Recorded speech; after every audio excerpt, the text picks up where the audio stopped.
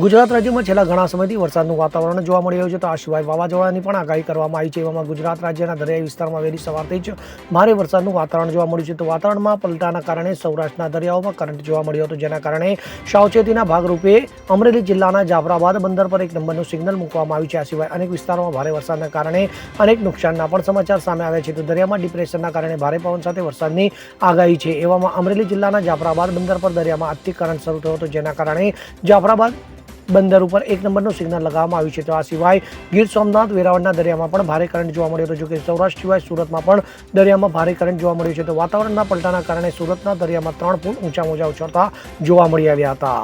Bureau report CN24 news. હવે જુઓ દેશ દુનિયાની તમામ ખબરો તમારી આંગળીના ટેરવે.